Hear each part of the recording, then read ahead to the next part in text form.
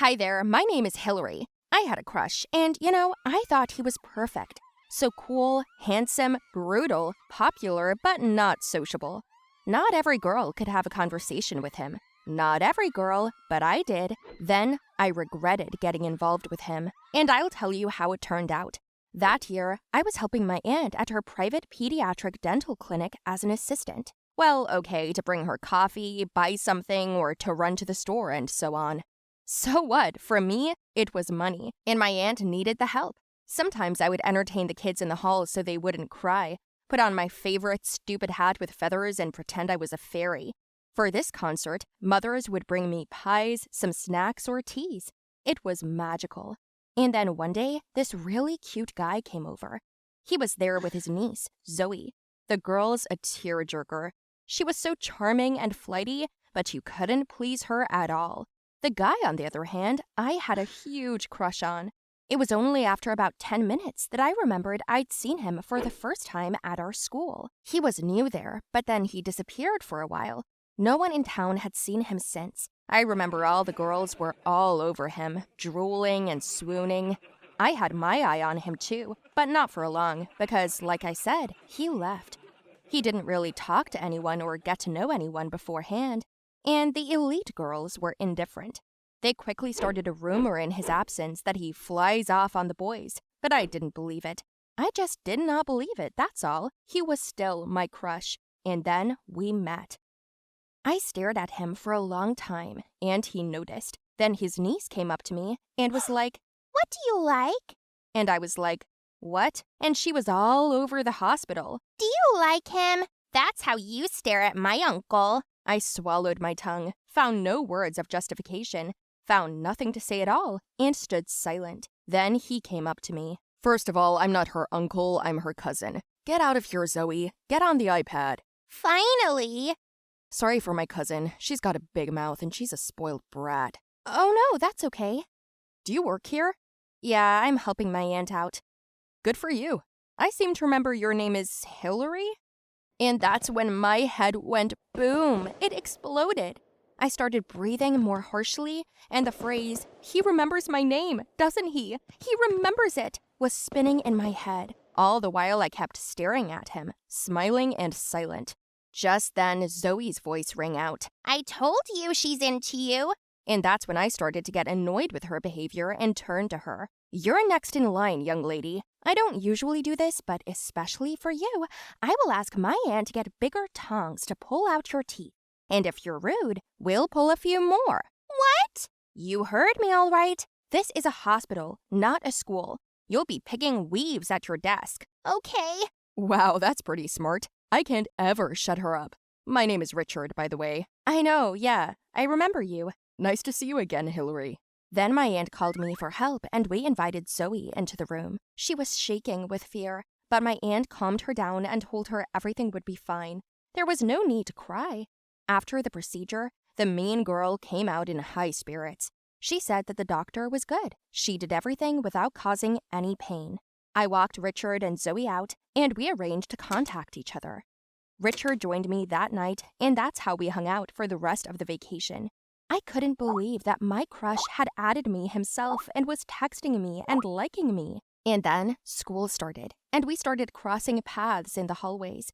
He'd say hello to me. Sometimes he'd sit down with me at lunch. All the girls would look at me and think, "Why the hell is he talking to her? Why not me?" Yeah, that's how good he was. So one day after class, my aunt asked me to clean the clinic for a fee because her cleaning lady was sick. I grabbed my keys and wanted to go there, but then Richard offered to come and help. I was a little surprised when he said he was good at mopping floors. We went over there and spent most of the time freaking out. The cleaning turned into some kind of horror. We were shitting more than we were cleaning. Then we got really hungry and Richie brought Chinese food. We stayed up late into the night talking about everything. Then I decided to ask him where he'd gone before. Richie hesitated a little and then said that his beloved dog, Lena, was sick, and he went to see her just when the doctors decided to put her to sleep. Gosh, that's so sad. Sorry, It's okay. It's okay. I loved her very much and always will, but it couldn't be helped. The years went by and she got very old. You must have been really worried about her. Yeah, I didn't want to talk to anybody. But then I met you. And what changed? Everything. A couple of days later, Richie called and invited me to his house, saying that he was staying with Zoe and that she was bothering him. He threatened her that if she didn't listen, I would come, and she was quiet for a while. Ooh, using my good name as a weapon? Well, sort of. I owe you a pizza as moral damages. Give me your address. I went over to his house, and it turned out to be really nice and big. The three of us watched movies, ate pizza, and talked. Then Zoe went to bed, and Richie got a call from his father. He asked him to look for something in the garage and take it to a neighbor. I stayed alone in his room and started looking at posters and pictures on the wall and stuff. And then I rummaged through his books, and one of them fell to the floor. And when I picked it up, newspaper clippings fell out. And then I got goosebumps all over my body. There was a picture of Richard, his first and last name, and it said that he was suspected of kidnapping a girl. She had accused him of molestation. The scrap was not complete, but it was enough to scare me. That's when I heard footsteps, quickly hid the book, and sat down on the bed. Knock, knock. What are you doing? I'm all done. What were you looking for? A knife. Oh? What for? A neighbor asked for it. Why does he need a knife so late? He's going fishing early tomorrow morning. He always takes that knife from my father. I thought about giving to him, but then I remembered he's too precious with memories. You ever stab someone with it? Yeah, my first victim. Victim? Yeah, my first time on a fishing trip. I caught a fish and barely managed to cut it up. Didn't know how to do it yet, but then I got the hang of it. I see. Why are you so tense? Are you okay? Yeah, I just got a call from my mom. I gotta get home. Oh, I'll drive you. No thanks. I'll get a cab. Bye. I ran out of his house like a bullet. I was as scared as I'd ever been in my life. Now I understood why he was disappearing all the time. Apparently, the cops got to him, but since he was out so fast, he must have paid them off or something and is looking for another victim. Should I go to the police? Yeah, but what if they're in on it? I know who his parents are, and judging by his house, they're rich and powerful. I'd better avoid it all. Yeah, I said to myself under my breath on the way home. From then on, I avoided him at school, didn't return his calls or messages, and then I blocked him altogether. I couldn't believe I was just another potential victim for him. Only I could have fallen for that crap. I lasted about a week, and then my aunt called me again and asked me to clean the clinic. I went there in the evening and started cleaning. After about an hour, I heard some rustling out front, so I hid behind the door, holding the mop against me, and held my breath. Someone slowly walked in, and as the silhouette passed into the hallway, I smacked them in the head with a mop. Ouch! I knew it was you! Get out of here, you fucking maniac! Ugh! Richard didn't immediately realize what was going on. Then he took the mop away from me and scratched his head. He said, "What the hell is going on? Why are you hitting me? Why are you calling me a maniac? Why are you blocking me? You can't get me. I'm not going to be your next victim, okay? I have tweezers in my hand, so get out." Okay, first of all, I'm not a doctor, but I can tell the difference between tweezers and a pen. And second of all, what's up, Hilary? You're a maniac! You killed that girl, didn't you? I saw the whole thing. I got it from the newspaper you kept as a souvenir. Oh my god, is that what you're talking about? What's so funny about that? And Richard told me that it was the school paper where he used to go to school. They used to do this kind of number in honor of Halloween, and it was all made up. Didn't I tell you I went to visit my sick dog? I can prove it, he said, and showed a video on his phone of doctors putting the dog to sleep and filming Richie saying goodbye to her. So yeah, I looked super stupid. You have no idea how ashamed I was of myself, but it validated our feelings. That's funny, huh? Hello everyone, my name is Amelia. I have an interesting story that happened, and it is connected with my crush. Yes, it was exciting enough, too much so. Tell me, would you like to be in the same room with your crush? That's what I wanted, and I got. Should I tell you all the details? Then listen and watch. By the way, do not forget to like the video, subscribe to the channel, and of course, write comments under the video. In general, for several years, I liked the same person. His name is Michael. Wow, he's just an unreal beauty. I immediately realized that he was my crush, and since then, my heart has not accepted anyone else. At the same time, I knew that I would never be able to win his attention because girls like me are too simple for him. He has more popular girlfriends, bitches with money, and most often, their parents are big businessmen. What about me? Nothing. I have long lived only with my father.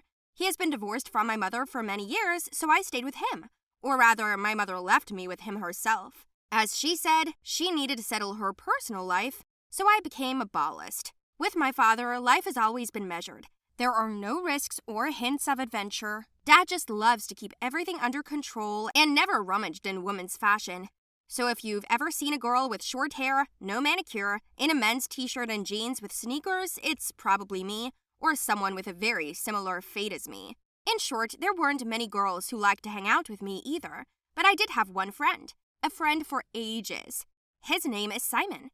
This is the same person who always supported me, was there for me, gave me advice, constantly listened to my mental sufferings, and tried to help. I am grateful to fate for giving me such a cool man, because not every day can you boast of a sincere, warm relationship, especially between a boy and a girl. But we could. Simon always gave me advice on what to do and how to get my crush's attention. And this year, we decided to take drastic measures. You have to completely change your image of clothes, style, hairstyle, and everything else. You can see for yourself what girls are his taste, more feminine and bright, he said to me. And I thought, really? Is it time to start acting? Why have I been living only in dreams all these years? What's stopping me from trying? Nothing, just my prejudices. Simon was delighted with my fighting spirit. So before the first day of school, we went to beauty salons and shops. God, I've never spent so many hours on my looks in my life. I not only had a manicure with a pedicure, I removed all the extra hair on my head, did my makeup, and I had a number of procedures in the spa department. In general, the work was carried out colossally, and in the end, I put on a chic dress to the knees. It was dark blue, and I was wearing heels, and I looked amazing. It took me a moment to recognize myself in the mirror, and when Simon saw me, his mouth dropped open in surprise. On the first day of school, we went to school and I appeared in front of Michael in this form. He was delighted, said hello, gave me a lot of compliments, and immediately invited me to a party on the same day in honor of the beginning of the school year. I agreed and told him I'd come with Simon. Well, you can take it, he said to me, and I was glad. At home, I changed my clothes, and in the evening, we already went to the party. Simon offered me a plan of decisive action. He said that he would lock me in a room with my crush, and this could create a certain mood. I wanted him to fall in love with me, maybe kiss me, and we could start dating. Michael was perfect. As soon as we entered the house, he greeted me with a warm hug, handed me a punch, and led me to the dance floor. We danced for about 30 minutes, and then he started showing me around the house. He had a huge house that you could even get lost in. A little drunk, I didn't really know where to go. And then Michael led me into his bedroom and asked me to lie down so that I could move a little. Simon, as promised, as soon as we entered the room, locked it, and we were left alone. My heart was pounding in a frenzied rhythm. I was ready to faint with excitement, and only Michael's embrace did not allow me to collapse to the floor. He kissed me, but it wasn't like I'd imagined. The kiss was not sincere. It was too assertive, rude, and I did not like it. He kissed me again and again, and then he pushed me toward the bed, and I fought back. I told him not to do it, and he was like, "Don't tell me that's not why you came to me." At that moment came my utter disappointment in him. How could he say that, and why was he acting like a pig? I stepped aside to open the door, but he wouldn't let me. He started grabbing my hands, my hair, and tried to kiss me again, but I screamed at him to let me go. Michael didn't hear me. He was like a zombie, talking only about his beauty and the fact that there were thousands of people like me. I wanted to cry at what was happening. Did my crush really turn out to be so nasty and worthless? Just as I was about to go out again, he pushed me and I fell to the floor. At this point, Simon ran into the room. He did not look at the fact that Michael is taller than him by a head and pumped up. He stood up for me, got a fist in the face, did not fall, held on, and told me to run home. I screamed when the fight started. Simon lost. He got a few hard punches in the face, and I thought he was going to die. I lunged at Michael from behind and bit his shoulder, and he left Simon and threw me to the floor. Then he got up, called us freaks, and left the room. Simon and I were walking home in a terrible mood, and Simon still had his face ripped open. It was the worst party of our lives. It was actually the first one of our lives. Anyway, we didn't even really want to talk about it, but I just asked that we never think about Michael again. A couple of days later, we met again and I went to school with Simon. Unexpectedly for me, he asked, "What did you like about him?" I knew immediately who he was talking about, but it was so unusual for me to answer such a question. Then I realized that I hadn't asked myself that question, because I just liked Michael because he was so handsome, so popular, and so confident. But I didn't know the qualities that were in him. This little analysis calmed my supposedly broken heart a little.